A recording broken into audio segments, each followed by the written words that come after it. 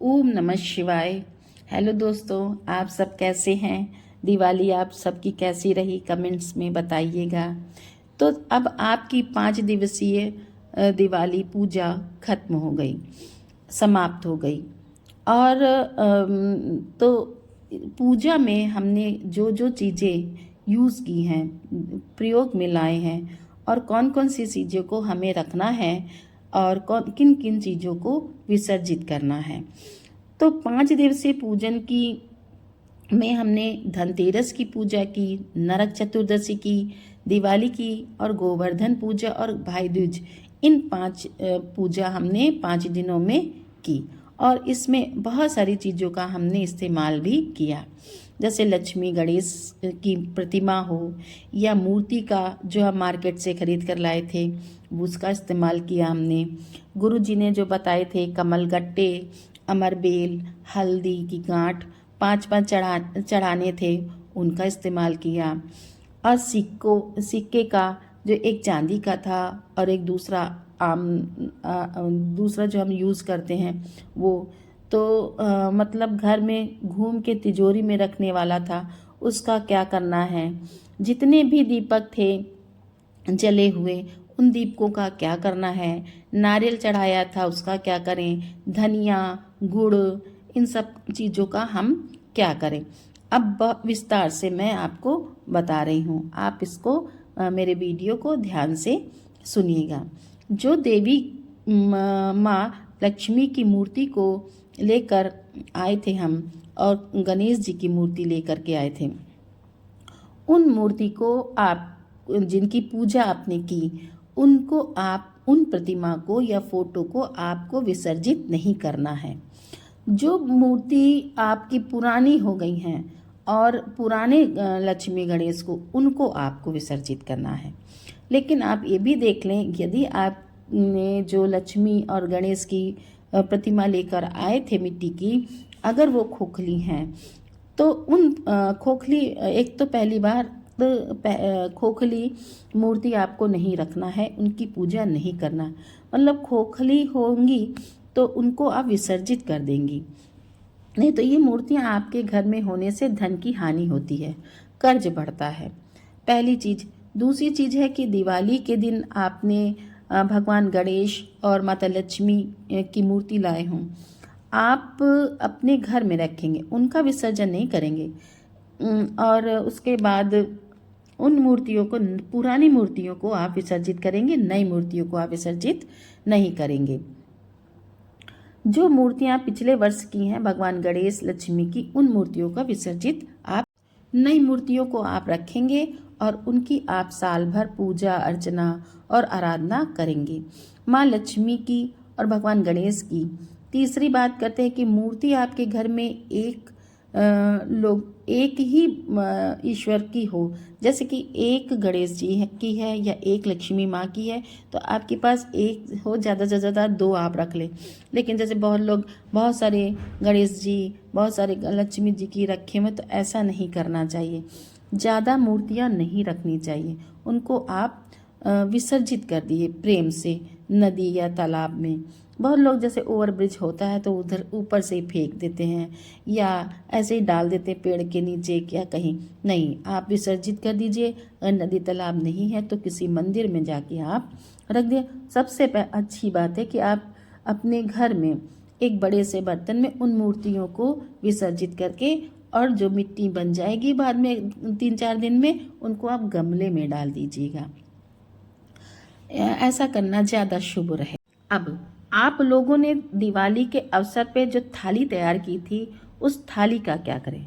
तो भाई इसका इस्तेमाल खाने पीने में आप कर सकते हैं, और यदि आप चाहें तो आप इस थाली को सुरक्षित रख दें, और दूसरे साल जब पूजा हो दिवाली की, आप उसमें भी उसका इस्तेमाल कर सकते हैं। और ऐसा भी आप कर सकते हैं कि जब कभी आपके घर में दूसरी कोई अन्य पूजा हो, तो उस पूजा में भी आप उस थाली का इस्तेमाल कर सकते हैं। बार बार खरीदना तो अच्छी बात नहीं है। बात आती है कि थाली के अंदर के सामान का हम क्या करें। जैसे हम लोगों ने उस थाली के अंदर सिक्कों को रखा था, मूर्ति की हमने बात कर ली, थाली की बात हमने कर ली। अब हम लोग नेक्स्ट आगे बढ़ते हैं। तो जो सिक्के हमने रखे थे, कुछ लोग बता रहे हैं कि हमने जो 2 सिक्के रखे थे, एक सिक्के को तिजोरी में रखना है, एक सिक्के को अपने पर्स में रखना है। ऐसा नहीं करना है। जो 2 सिक्के थे ना, एक सिक्के को दोनों सिक्कों को आप एक लाल कपड़ा में रखेंगे। तो अब ये लाल कपड़ा जो हमने थाली के ऊपर बिछाया था सामान रखने के लिए, तो वो लाल कपड़ा आपका इस्तेमाल होगा।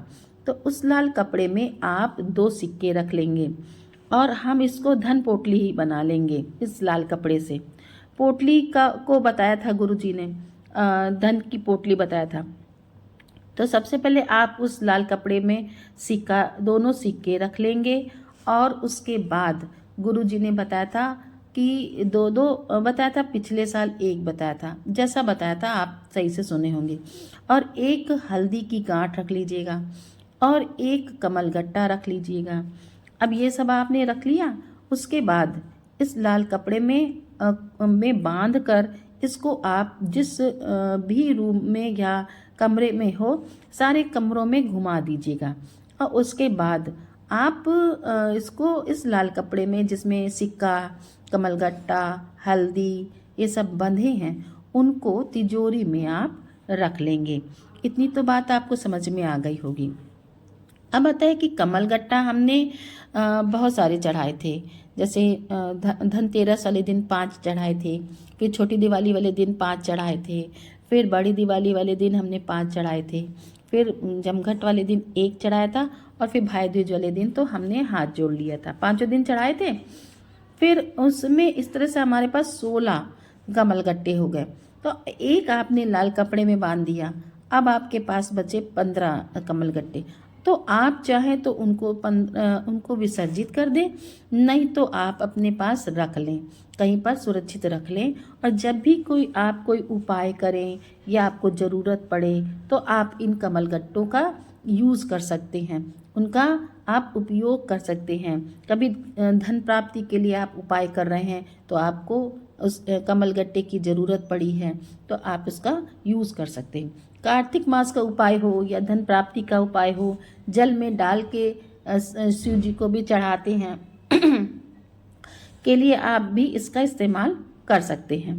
कमलगट्टे में यहाँ कोई रोक टोक नहीं है, आप चाहें तो इसको विसर्जित कर दें, आप चाहें तो इसको अपने पास रख लें। बात आती है धनिया की। जो हमने खड़ा धनिया चढ़ाया था, तो उस धनिया को हमें किसी वृक्ष के नीचे समर्पित कर देना है।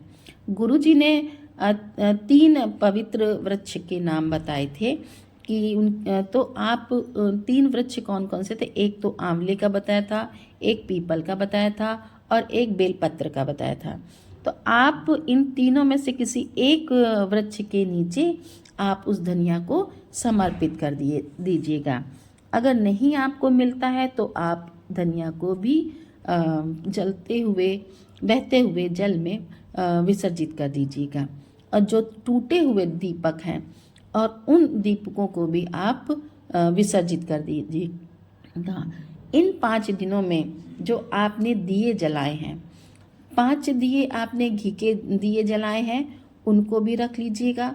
और जो सरसों के तेल के दीपक जलाए हैं, उनको भी आप रख लीजिएगा। जब आपके यहाँ कोई उपाय करना हो या कोई विशेष पूजा हो, तो जिस दिए में आपने घी के दिए जलाएं, उस घी के दिए में ही घी का दिया जलाएंगे और सरसों के तेल में सरसों का ही तेल डालकर आप जलाएंगे। इस तरह से आपको अपने दिए भी रख लेने हैं। अब आते हैं आटे के दिए का क्या करें। तो जो आटे का दिया आपने बनाया था, उस आटे के दिए का आप जो 5 दिवसीय पूजन में आपने किया था, तो उसे आप नदी, तालाब, सरोवर में विसर्जित कर देना। और या तो किसी वृक्ष के नीचे आप डाल देंगे तो चींटी कीड़े खा लेंगे। बाकी मेरे आती है बात कि अब तो सारी बातें मैंने आपको बता दी है और 3 वृक्ष भी आपको बता दिए हैं कि कौन से वृक्ष हैं। कमलगट्टे भी आपको बता दी, अमर बेल जले हुए हैं अब हम आपको लक्ष्मी गणेश की मूर्ति, सिक्के, कमलगट्टे, अमरबेल, जले हुए दीपक, सब कुछ, नारियल, धनिया, गुड़, जो भी खाने पीते हैं आप इस्तेमाल कर सकते हैं, जो ठीक है। तो वीडियो अगर आपको पसंद आया हो तो आप इस वीडियो को लाइक करें, सब्सक्राइब करें। और भाई बहन, आप पहली बार आप मेरी आवाज़ सुन रहे हैं तो मेरे चैनल को ज़रूर सब्सक्राइब करें और